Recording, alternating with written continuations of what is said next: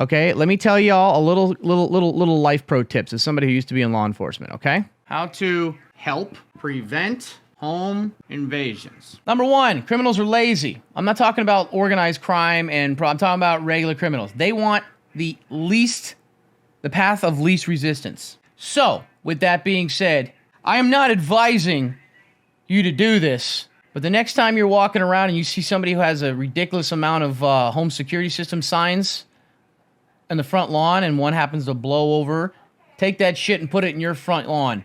Just the idea that somebody thinks you have a home security system versus somebody down the street that doesn't could be the deciding factor. It is an absolute massive deterrent. The average home invasion lasts 60 to 90 seconds. The same as you guys. It is not a long-term thing. People don't go in and get a truck and go to your house and start unloading stuff, okay? It is a very quick process. Most home invasions, fun fact, do not happen at night. During the day while you are working and the kids are at school. Now, it's changed a lot since COVID and work from home, but generally, most home invasions happen during the day. People do not want to go into a house where there's other people inside because it is not the path of least resistance. Now, if you live in a state or a country or a place that doesn't have like self-defense stuff like that, it may change a little bit because if they have a gun or a knife, they know they could maybe overpower or whatever. But generally speaking, nobody wants to break into a house if they think people are in the house. So yeah, in the movies, you always see people breaking into the house at night when everybody's asleep, but that's the dumbest fucking thing you do. Sure, everyone's asleep, but what if you wake them up? Number one is home security system. Number two, which is number 5 here, number 2 is a dog. Dogs alert people. Dogs are barking. Dogs make a lot of noise. Although, smart criminals will know if you're home or not, because generally speaking, if they're at the window and the dog is barking, it'll bark, bark, bark, and then make its way towards the room where whoever the homeowner or the alpha or whatever you want to call it is to kind of alert them. And if the dog just stays there barking and doesn't keep looking back or go to get somebody, they'll know that it's not home. And it depends on the type of dog. But a dog is a deterrent. Number 6, lighting. That little small motion sensor light that you have at the front of your house, huge deterrent. Why? The same reason that when we were in the Middle East and in the war, they said do not smoke a cigarette at night. Because when somebody's watching infrared, that cigarette is just a giant glow and it makes you a huge target. Same thing with a light sensor, a motion detector light. Okay, it just lights everybody up. And if anybody's walking their dog or out there on their porch or whatever, they're going to look to see what it is, and they're there. Even if you have a full-time light, whatever. Obviously, Ring doorbells and those motion things, if you have a lot of money, you can put those up there. But I'm talking about people who don't have a ton of money, okay? Getting a home security sign, however you come across it, is number 1, because it's free, technically. Free for you. Having a dog, having a motion detector light, okay?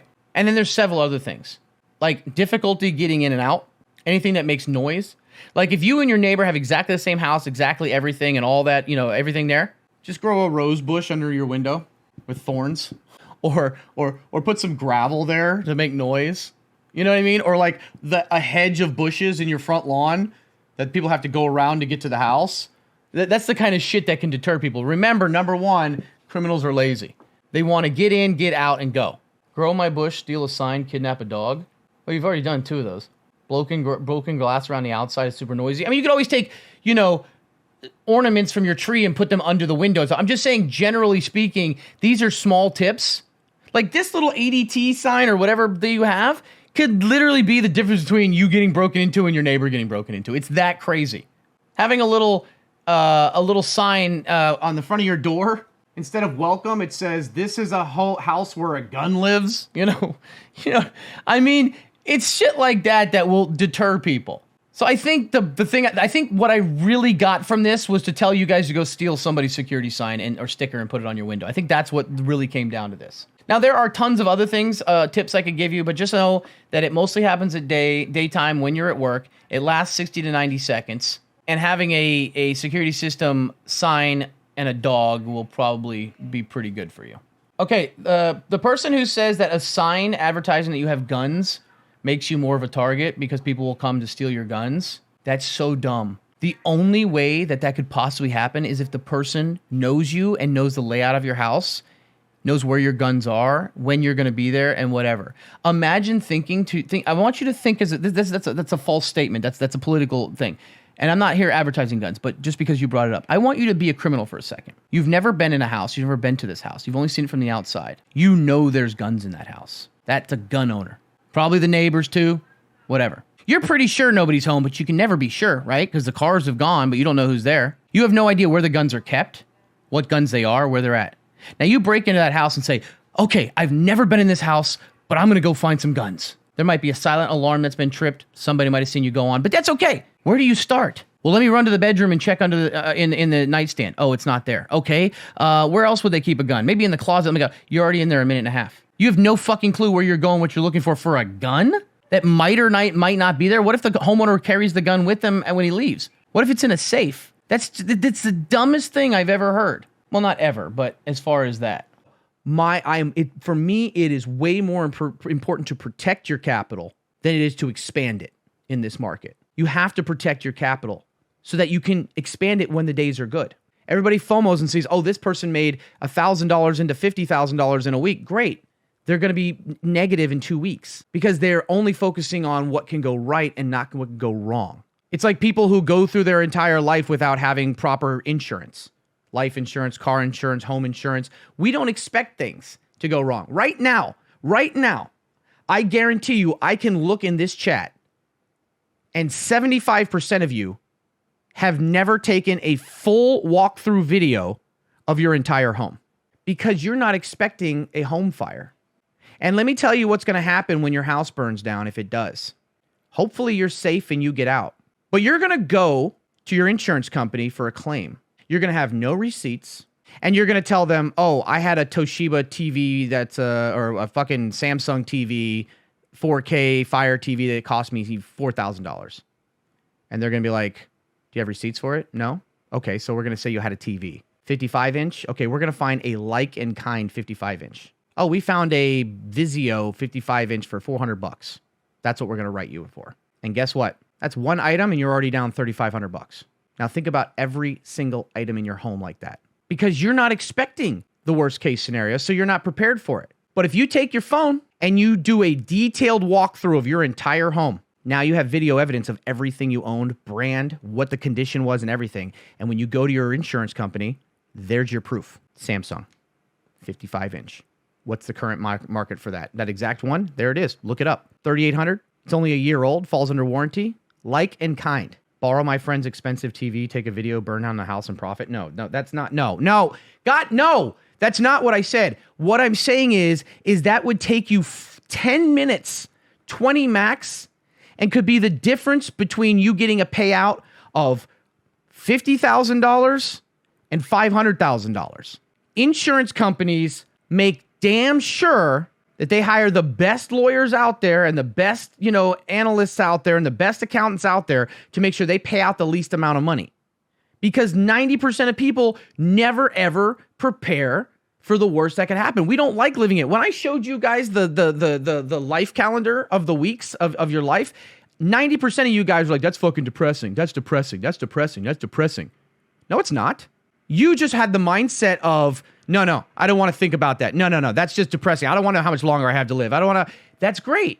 You want to live happy and free and all that stuff like that, but you got to prepare for everything. Why didn't you say this last week? Could have used this. My house burned down on Sunday. Oh, I did do a YouTube video on it.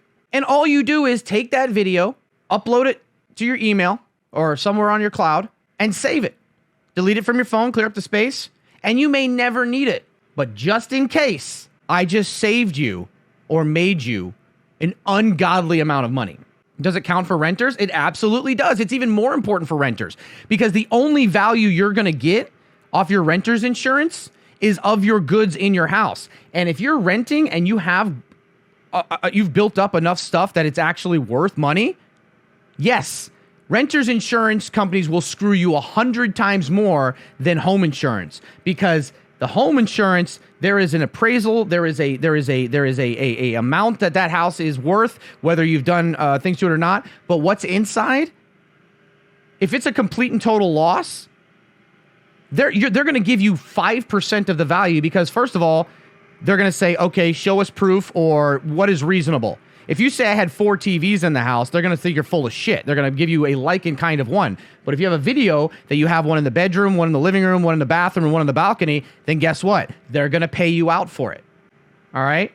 Now, I'm not trying to lecture anyone. I'm just saying we never, ever, ever prepare for the worst. You know, we always think that that's not going to happen to me or I'll get around to it. And the next thing you know, somebody, like they do in South Florida, decides, hey, I know we've had a drought for 6 months, but I'm going to have a celebration. And I'm going to take a bunch of little paper squares and put a candle in them and let them go in the air.